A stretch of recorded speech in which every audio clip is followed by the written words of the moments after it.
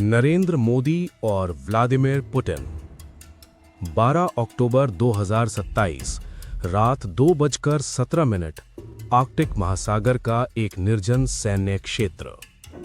बर्फ की मोटी परतों के नीचे एक ऐसी हलचल शुरू हो चुकी थी जिसकी भनक दुनिया के किसी भी मीडिया हाउस को नहीं थी। ये कोई साधारण सैन्य अभ्यास नहीं था, बल्कि एक ऐसा ऑपरेशन था जो इतिहास को खामोशी से बदलने वाला था। आसमान में घूमते उपग्रह, समुद्र के भीतर तैनात पनडुब्बियां और बर्फ के नीचे छिपे हुए ऊर्जा संसाधन, सब कुछ एक अदृश्य युद्ध की भूमिका लिख रहे थे। भारत ने अचानक आर्कटिक क्षेत्र में अपनी वैज्ञानिक और सामरिक मौजूदगी बढ़ा दी थी। आधिकारिक तौर पर यह एक रिसर्च मिशन था, लेकिन असल में ये उस गुप्त ऊर्जा स्रोत की खोज थी जो आने वाले दशकों में दुनिया की ताकत का केंद्र बनने वाला था। इसी बीच रूस ने भी उसी क्षेत्र में अपनी सैन्य गतिविधियां तेज कर दीं। ये संयोग नहीं था, ये एक संकेत था कि खेल अब शुरू हो चुका है। नई दिल्ली में बैठे नरेंद्र मोदी की नजरें हर पल बदलते सैटेलाइट डेटा पर टिकी थीं। हर मूवमेंट, हर सिग्नल को बारीकी से समझा जा रहा था। दूसरी ओर मॉस्को में व्लादिमीर पुतिन अपने सैन्य कमांड सेंटर में खामोश खड़े थे।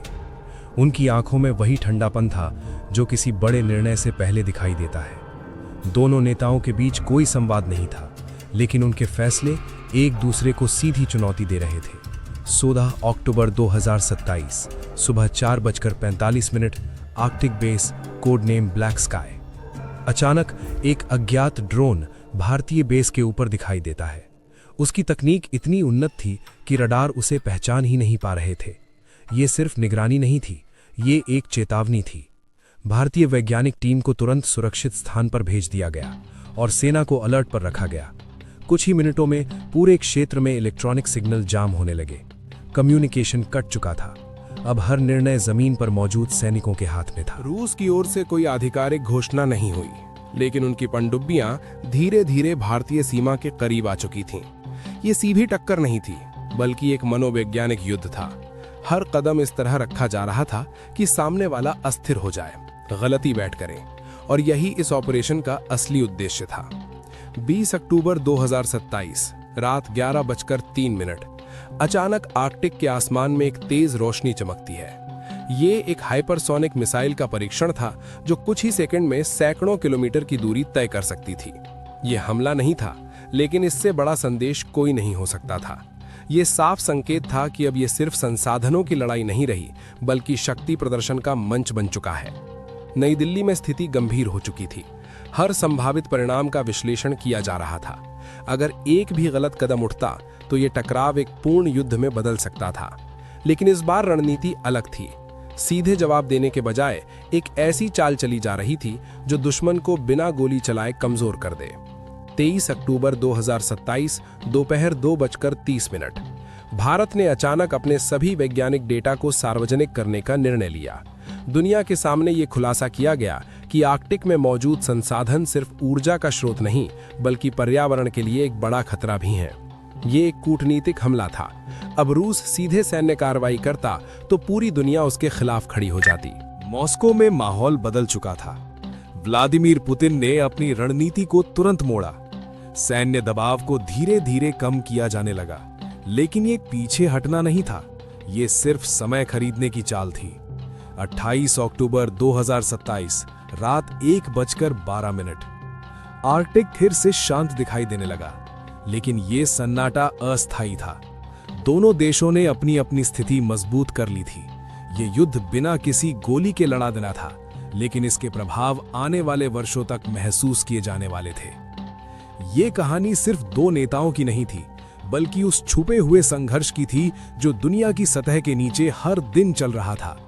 यहाँ गोलियां नहीं चलती, लेकिन फैसले उतने ही घातक होते हैं। और इस बार ब्लैक स्काई के नीचे लड़ा गया ये युद्ध इतिहास के सबसे खामोश लेकिन सबसे खतरनाक टकरावों में दर्ज हो चुका था। 29 अक्टूबर 2027 सुबह 6:40 आर्कटिक के जमे हुए क्षितिज पर उगती हल्की रोशनी। सतह पर सब कुछ शांत दिख रहा था, लेकिन बर्फ के नीचे डेटा का युद्ध अपने चरम पर पहुंच चुका था। भारत और रूस अब सीधे टकराव से हटकर साइबर और सैटेलाइट नियंत्रण की दिशा में बढ़ चुके थे। वैश्विक संचार नेटवर्क में सूक्ष्म गड़बड़ियां शुरू हो चुकी थीं। कुछ देशों के नेविगेशन सिस्टम अचानक गलत दिशा दिखाने लगे, समुद्री जहाज अपने रास्ते से भटकने लगे और अंतरिक्ष में मौजूद उपग्रहों के सिग्नल अनियमित हो गए। नई दिल्ली में नरेंद्र मोदी के नेतृत्व में एक नई रणनीति सक्रिय की गई। ये योजना किसी भी पारंपरिक युद्ध से अलग थी। लक्ष्य था दुश्मन की ताकत को उसके ही सिस्टम के भीतर से निष्क्रिय करना, बिना सीमा पार किए, बिना किसी हमले के निशान छोड़े। ये डिजिटल युग का सबसे खतरनाक हथियार था। उसी समय मॉस्को में व्लादिमीर पुतिन ने अपने खुफिया नेटवर्क को पूरी तरह सक्रिय कर दिया। हर सिग्नल, हर डेटा पैकेट को ट्रैक किया जा रहा था। लेकिन समस्या ये थी कि हमला दिख नहीं रहा था, सिर्फ असर महसूस हो रहा था। और जब दुश्मन दिखाई न दे तो हर दिशा खतरा बन जाती है। 31 अक्टूबर 2027 रात 12:05 अचानक रूस के एक प्रमुख सैन्य सैटेलाइट ने काम करना बंद कर दिया। ये एक छोटा सा तकनीकी फेलियर लग रहा था, लेकिन इसके पीछे छुपा संकेत बहुत बड़ा था। ये साफ हो चुका था कि अब ये युद्ध जमीन या समुद्र तक सीमित नहीं रहा, बल्कि अंतरिक्ष तक पहुंच चुका है। इसके जवाब में रूस ने भी अपनी सबसे गुप्त क्षमता का उपयोग किया। एक ऐसा सिग्नल जो सीधे दुश्मन के ड्रोन और कम्युनिकेशन सिस्टम को भ्रमित कर सकता था। कुछ ही मिनटों में आर्कटिक क्षेत्र में मौजूद कई भारतीय उपकरण अनियंत्रित होने लगे। ये खामोश पलटवार था, जिसमें कोई आवाज नहीं थी, लेकिन असर विनाशकारी था। 2 नवंबर 2027 शाम 7:20 दुनिया के कई बड़े शहरों में अचानक इंटरनेट स्पीड धीमी हो गई। कुछ जगहों पर बैंकिंग सिस्टम कुछ समय के लिए रुक गए। ये कोई सामान्य तकनीकी समस्या नहीं थी, ये उस अदृश्य युद्ध की लहर थी जो अब वैश्विक स्तर पर फैल रही थी। लेकिन किसी को ये नहीं पता था कि इसके पीछे कौन है।